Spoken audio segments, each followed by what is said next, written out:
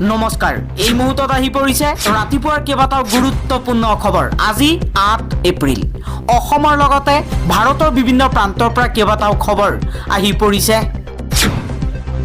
এই মুহূৰ্তত জনাই আছো এটা big breaking news Himanta Biswa শৰ্মাৰ হিটলাৰী শাসন ব্যৱস্থা বেছি দিন নচলিব জনতাৰ ধন লুটিপুটি খোৱা দুৰ্নীতিৰ সদাগৰ হিমন্ত বিশ্ব শৰ্মাৰ হিটলাৰী শাসনৰ অন্ত পেলাবলৈ আমি প্ৰতিজ্ঞাবদ্ধ হিমন্ত বিশ্ব শৰ্মাৰ বিৰুদ্ধে সৰব হৈ পৰিছে ৰাহুল গান্ধীয়ে কৈছে ভ্ৰষ্টাচাৰী মুখ্যমন্ত্ৰীৰ পৰিয়ালে ৰেহাই নাপাব জেলত যাবই লাগিব ভয়ত টোপনি নোখোৱা হৈছে হিমন্ত বিশ্ব শৰ্মাৰ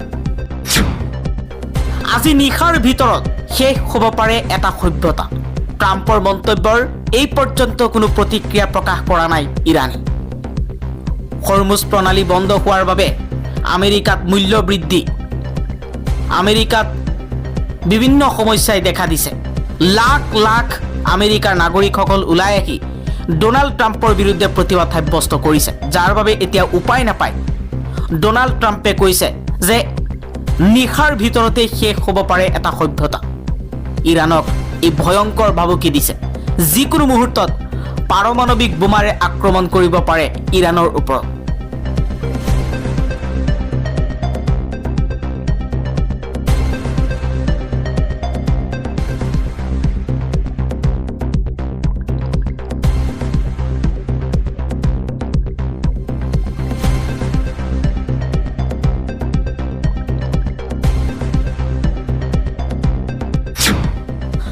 হিমন্ত বিশ্ব শৰ্মাই ক্ষমা খুজিব লাগিব হিমন্ত বিশ্ব শৰ্মাই ডাঙৰ ভুল কৰিছে ৰাষ্ট্ৰীয় সাধাৰণ সম্পাদক কংগ্ৰেছৰ ৰাষ্ট্ৰীয় সাধাৰণ সম্পাদক কেসি বেণুগোপালে এই মন্তব্য কৰিছে মল্লিকাৰ্জুন খাৰ্গেক লৈ অপমানজনক মন্তব্য কৰিছিল হিমন্ত বিশ্ব শৰ্মাই হিমন্ত বিশ্ব শৰ্মাক ক্ষমা খোজাৰ বাবে দাবী জনাইছে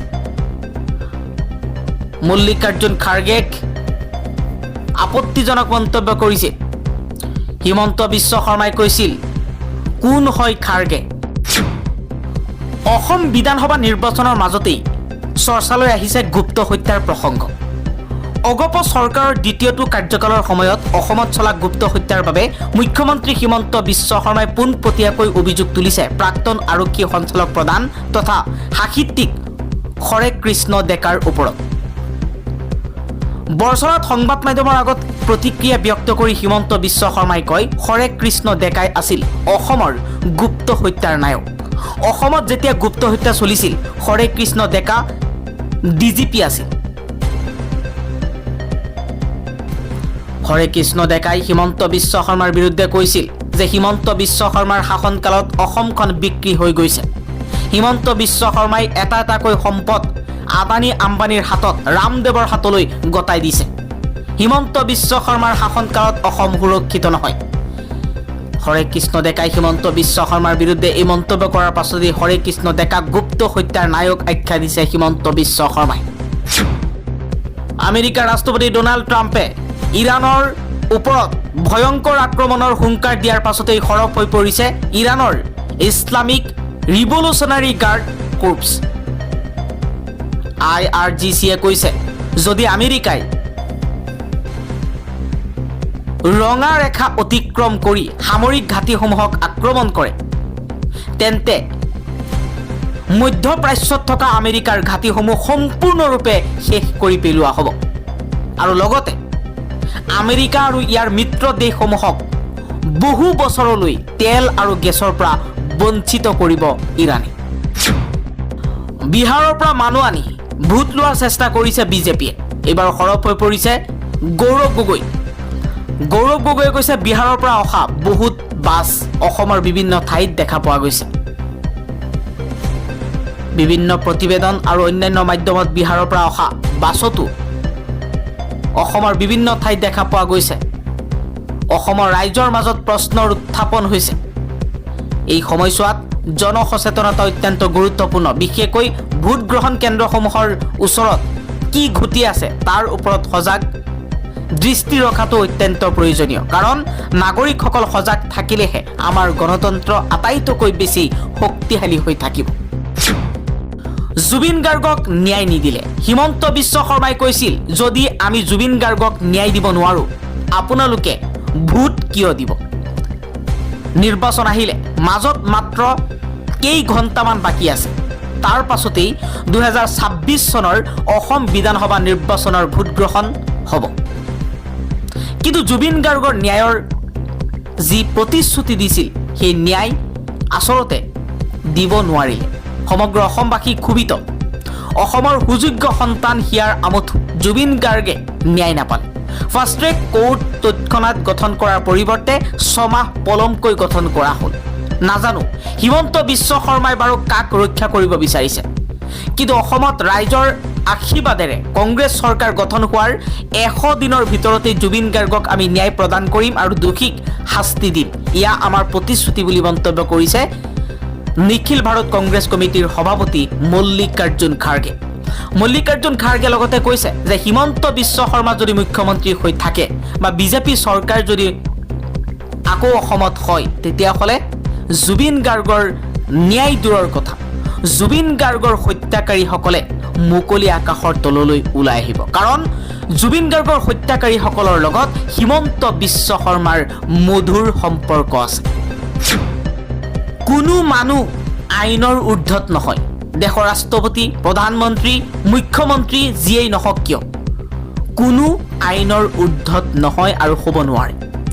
অৰুণাচলৰ ৰাইজৰ টকা আত্মসাৎ কৰাৰ সবিশেষ তথ্য লৈ 2007 চনৰ পৰা উচ্চতম ন্যায়ালয়ৰ মজিয়াত যুঁজিছিল। অৱশেষত উচ্চতম ন্যায়ালয়ে অৰুণাচলৰ মুখ্যমন্ত্ৰী পেমা খাণ্ডু আৰু তেওঁৰ পৰিয়ালৰ বিৰুদ্ধে CBIৰ তদন্ত দিয়াত জনতাৰ জয় হ'ল। সংবিধানে মুখ্যমন্ত্ৰী, প্ৰধানমন্ত্ৰী সকলোৰে বিৰুদ্ধে তদন্ত কৰাৰ অধিকাৰ দিছে। গতিকে মুখ্যমন্ত্ৰী জড়িত থকা দুৰ্নীতিৰো তদন্ত হ'ব পাৰে। যিটো ঘৰত তলা মাৰি থোৱা আছিল আৰু চাবিপাত পেমা খাণ্ডুৰ হাততেই আছিল। যেতিয়া ঘৰটোত চুৰি হ'ল তেতিয়া চাবিপাত যাৰ হাতত আছিল তেওঁই দোষী হ'ব নাজানে? দোষী নহ'ব জানো? এতিয়া আমাৰ দাবী তদন্ত নিৰপেক্ষ আৰু শুদ্ধ পথেৰে আগবাঢ়িবলৈ হ'লে মুখ্যমন্ত্ৰী পেমা খাণ্ডুৱে পদত্যাগ কৰিবই লাগিব। পেমা খাণ্ডুৰ পদত্যাগ অবিহনে তদন্ত ভুল পথেৰে আগবঢ়াটো নিশ্চিত। সংবাদমেলত অৰুণাচলৰ দুৰ্নীতি বিৰোধী আন্দোলনৰ সভাপতি নাবাম তাগামে এই মন্তব্য কৰিছে। অন্ত পৰিছে অসম বিধানসভা নিৰ্বাচনৰ প্ৰচাৰ পৰ্ব। 9 এপ্ৰিলত ৰায় দিব অসমৰ জনতাই। হৃদস্পন্দন বাঢ়িল 722 গৰাকী প্ৰাৰ্থীৰ। 9 এপ্ৰিলত অনুষ্ঠিত হ'ব অসম বিধানসভা নিৰ্বাচনৰ ভোটগ্ৰহণ প্ৰক্ৰিয়া। ধুমুহাৰ পাছত যেন সামান্য স্বস্তি। অসম বিধানসভা নিৰ্বাচনৰ প্ৰচাৰ অভিযানৰ অন্ত পৰিছে। অহা 9 এপ্ৰিলত অনুষ্ঠিত হ'ব ভোটগ্ৰহণ প্ৰক্ৰিয়া। 126টা সমষ্টিত অৱতীৰ্ণ হৈছে 722 গৰাকী প্ৰাৰ্থী। মুঠ 1389 জন লোকে মনোনয়ন দাখিল কৰিছিল। ইয়াৰে 1248খন মনোনয়ন গৃহীত হয় আৰু 51খন মনোনয়ন বাতিল হয়। আনহাতে 90খন মনোনয়ন প্ৰত্যাহাৰ কৰা হয়। এইবাৰ নিৰ্বাচনত প্ৰতিদ্বন্দ্বিতা কৰা মুঠ 722 গৰাকী প্ৰাৰ্থীৰ ভিতৰত পুৰুষ প্ৰাৰ্থীৰ সংখ্যা 653 গৰাকী আৰু মহিলা প্ৰাৰ্থীৰ সংখ্যা 69 গৰাকী। এই নিৰ্বাচনত সাহসীয় বিজেপি নেতৃত্বাধীন NDA আৰু কংগ্ৰেছ নেতৃত্বাধীন বিৰোধী মিত্ৰজোঁট অসম সন্মিলিত মৰ্চাৰ মাজত তীব্ৰ প্ৰতিদ্বন্দ্বিতা হোৱা দেখা গৈছে। সংখ্যালঘু লোকৰ লগত হোৱা দুৰ্ব্যৱহাৰ আৰু জনজাতীয় অঞ্চলৰ ভূমি অধিকাৰ কাঢ়ি লোৱাৰ দৰে আৱেগিক বিষয় উত্থাপন কৰাৰ লগতে সাহসীয় দলৰ নেতাসকলৰ বিৰুদ্ধে দুৰ্নীতিৰ অভিযোগো উত্থাপন কৰিছে বিৰোধী পক্ষই। বিচলিত শংকিত হৈছে হিমন্ত বিশ্ব শৰ্মা। পৱন খেৰাৰ বিৰুদ্ধে অভিযানক লৈ মুখ্যমন্ত্ৰী হিমন্ত বিশ্ব শৰ্মাক সমালোচনা জয়ৰাম ৰমেশৰ। কংগ্ৰেছৰ সাধাৰণ সম্পাদক জয়ৰাম ৰমেশে অসমৰ মুখ্যমন্ত্ৰী হিমন্ত বিশ্ব শৰ্মাক তীব্ৰ সমালোচনা কৰিছে। অসম আৰক্ষীৰ এটা দলে কংগ্ৰেছৰ মুখপাত্ৰ পৱন খেৰাৰ দিল্লীৰ বাসগৃহত উপস্থিত হোৱাৰ পিছত তেওঁক বিচলিত আৰু শংকিত বুলি কৈছে। মুখ্যমন্ত্ৰীগৰাকীৰ পৰিয়ালৰ সৈতে জড়িত হাই প্ৰফাইল পাছপোৰ্ট বিতৰ্কত মুখ্যমন্ত্ৰীৰ পত্নী ৰিণিকী বুঢ়া শৰ্মাই দাখিল কৰা অপৰাধমূলক মানহানিৰ FIRৰ পিছতেই আৰক্ষীৰ এই পদক্ষেপ।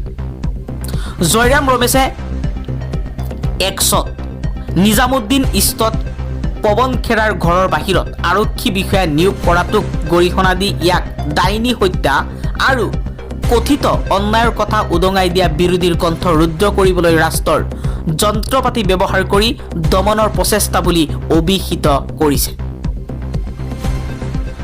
জয়ৰাম ৰমেশে কয়, জনস্বাৰ্থত মৌলিক প্ৰশ্ন কৰা মোৰ সহকৰ্মী পৱন খেৰাক গ্ৰেপ্তাৰ কৰিবলৈ আৰক্ষী বিষয়াৰ পূৰ্ণ সেনা নিয়োগ কৰাটোৱে প্ৰমাণ কৰে যে অসমৰ মুখ্যমন্ত্ৰী বিচলিত, হতাশ আৰু শংকিত হৈছে।